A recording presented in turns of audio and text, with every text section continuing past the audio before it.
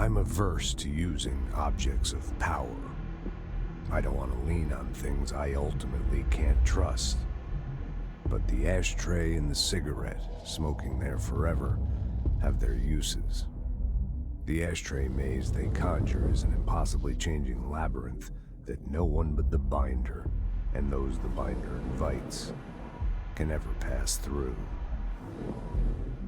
The things we hid in dimensional research, the things Darling studies, the danger and the risk involved, call for every measure of security and protection I could bring to the table. The maze, hands down, is our strongest lock. I gave Darling and his chosen crew license to pass through the maze. Lately, I've started to think I should revoke that license.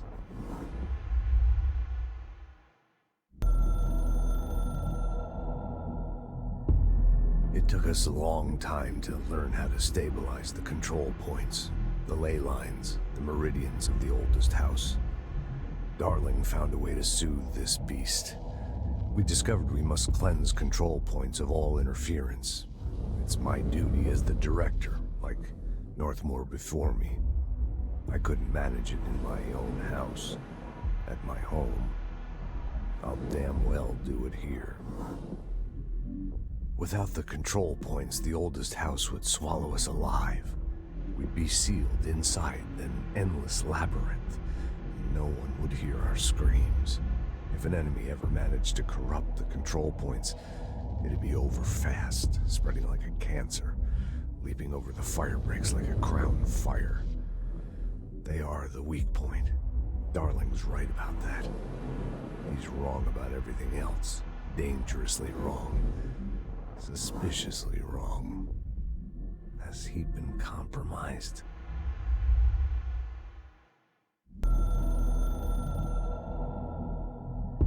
My reflection trapped in the darkness of the coffee I nurse. The rain turned the lights of the city into a mosaic on the windows. The day's paper lists all the things wrong in the world. The list grows longer by the day.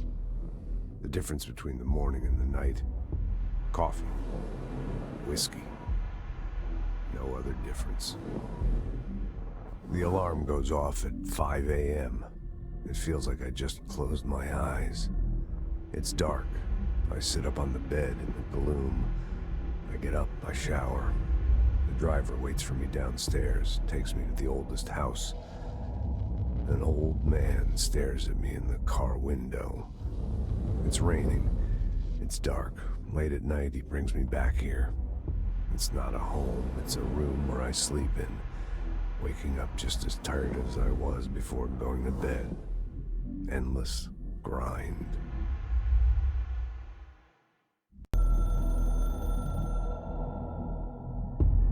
I can hear the hotline ringing in my dreams, constantly ringing. Ringing so loud I can't hear the voice I'm straining to understand. Why don't I pick up? It's a secure line of communication with the board. They would tell me what I need to know. Do I fear their answers? Would they have warned me of this threat? I didn't see it coming. The traitor in our midst. A conspiracy plotted right behind me. I can't trust anyone.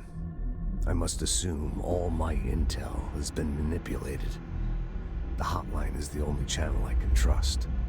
Bind it, control it. The rule and the ritual with objects of power. It can't be tampered with. The lifeline to the astral plane and the board. I must seek guidance. Soon. I'll rest first. I'm so tired. Always tired now. But I must reach the hotline. I think I'm under attack. An attack of dementia, exhaustion. It's a rain cloud making me forget. The hotline. I must reach the hotline.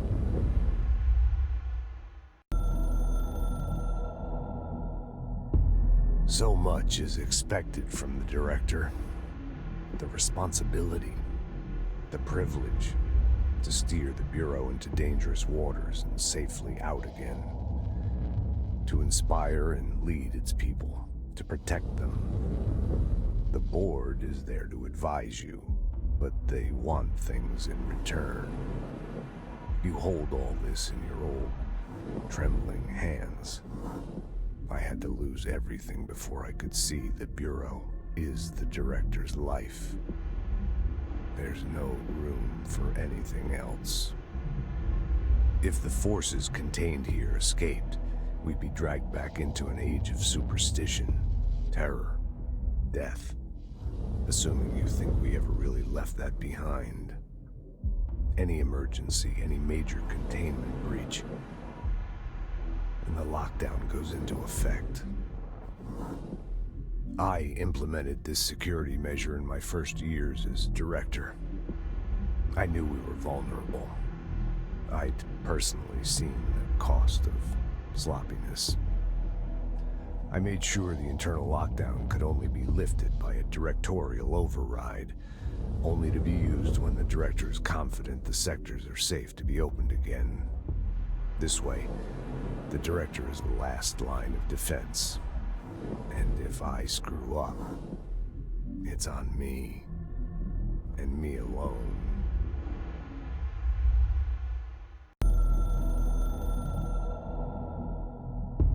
A director needs a team, my management team. These people know the secrets of the Bureau as well as I do, some even better. They have proven themselves.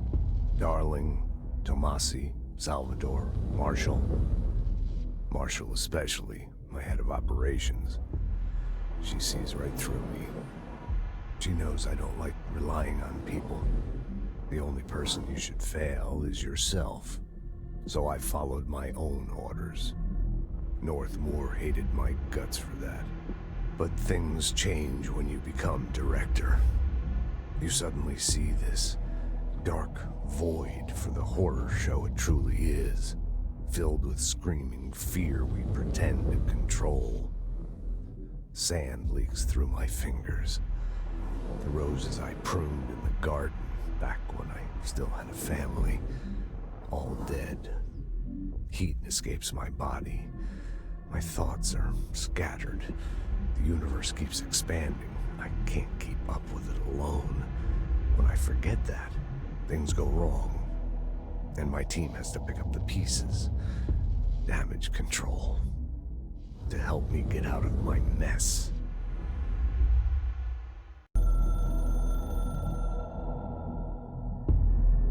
Northmoor was director before me. I never wanted his job. I never wanted power. I purposefully avoided it, didn't trust it, didn't want to rely on it. Northmoor was all about power.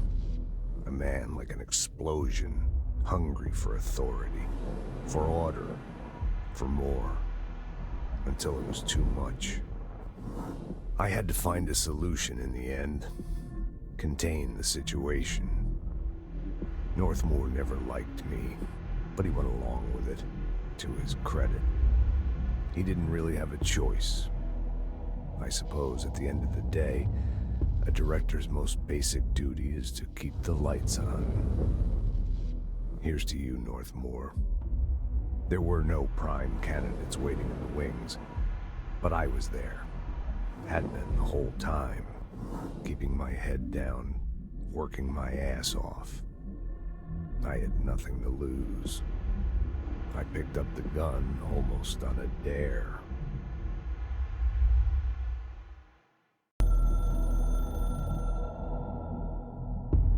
The Ocean View Motel and Casino is a familiar friend to me. I stayed in countless motels like it while investigating AWEs across the country, back in my field agent days. Those roadside motels all bleed together like a dream. Same and not the same. Anywhere and nowhere. The Ocean View operates on dream logic, and the light switch cord leaks out to be found in the most unexpected places, and sometimes successfully encouraged to appear and act as a convenient lock to keep out those not trained in dreamscape navigation. Even Bureau veterans can only find one key in the motel. The key that opens the door marked with the inverted black pyramid.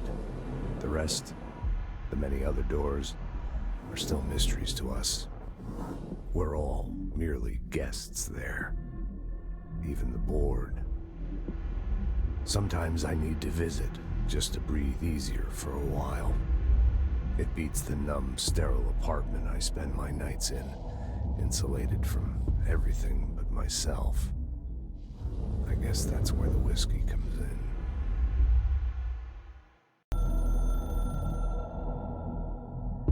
The containment sector, the Panopticon, is home to the altered items we find and contain.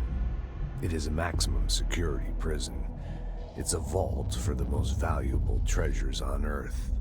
It's a powder keg big enough to blow this world to dust. A temple, a place of worship filled with idols of angry gods. It's all of these, and none of them.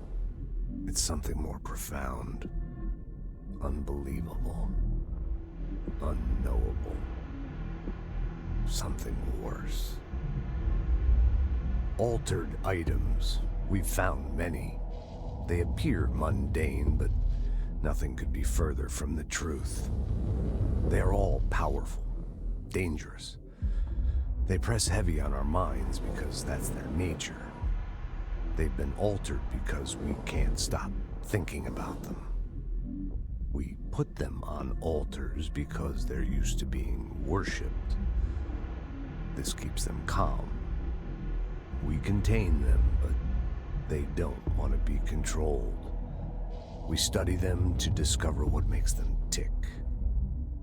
If this place were ever breached, it would be chaos of biblical proportions.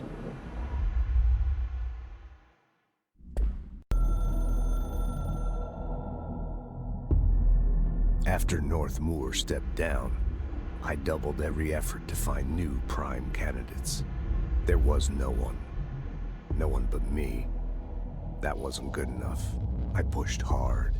I never wanted the Bureau to end up in that situation again. The Bureau needs a director. Always. When my time reaches an end, I want more options on the table. P1 through P5 were all false leads, dead ends, and disappointments. Then P6, Dylan Faden. He fell into our arms. No parents, they're gone, casualties of an AWE. The boy has exceptional talent. The oldest house will be his home. We'll build him from the ground up. He'll be trained and taken care of. Darling can be in charge of this project. I can't. I'll stay away.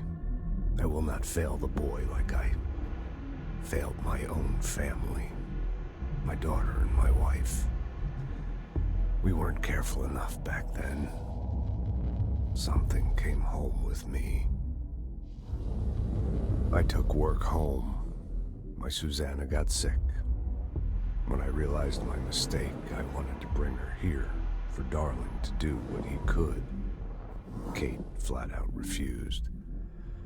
Civilian doctors treated our daughter, but they didn't have a clue. She died. Kate left me. Same old story. That was a long time ago. The Bureau is all I have now. And the prime candidates are our future. There are two, P6 and P7. We're spoiled for choice.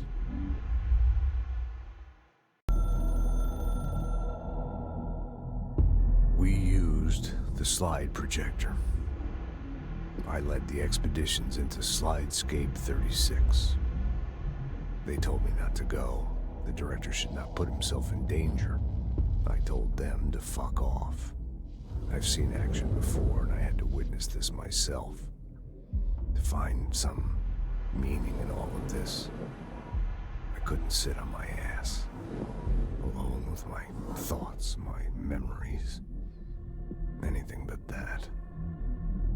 Those who survived were deeply affected by what we found there, by what Darling brought back. It changed everything. Whether that's a good thing or a bad thing remains to be seen. But I did find my meaning in that desert. A sound, like a needle drilling in, cutting through the containment suit and reverberating in the base of my skull. My whole being.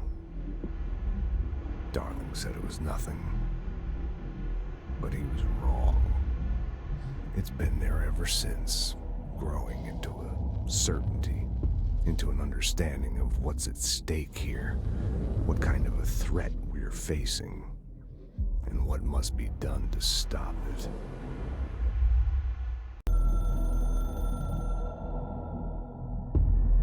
Something's coming. The whispers growing louder. The worst winter storm in Bureau history. A retribution for my sins. Our sins. This threat could destroy the Bureau, everything I've built. Destroy me. A web spun, turning this place against me. I catch glimpses of it in the corner of my eye. It's just out of reach. Elusive. It's clever. A perverse game of hide and seek. Is this part of an attack? Obfuscating the facts. Dimming my eyes. It's hard to tell. I need answers. I haven't heard back from Darling. I fear for my friend, my closest ally. I think we made a terrible mistake all those years ago. That thing he studies is putting us all in danger. It's my duty as director to keep the Bureau safe. It'll be difficult. What's done can't be undone. There's no easy fix. Magical thinking is a requirement for survival. Pain and suffering are mandatory. To change things, you have to break yourself. I don't know if I have the strength. I'm old and weak. I'm afraid. I can see my hands trembling. I'm losing control.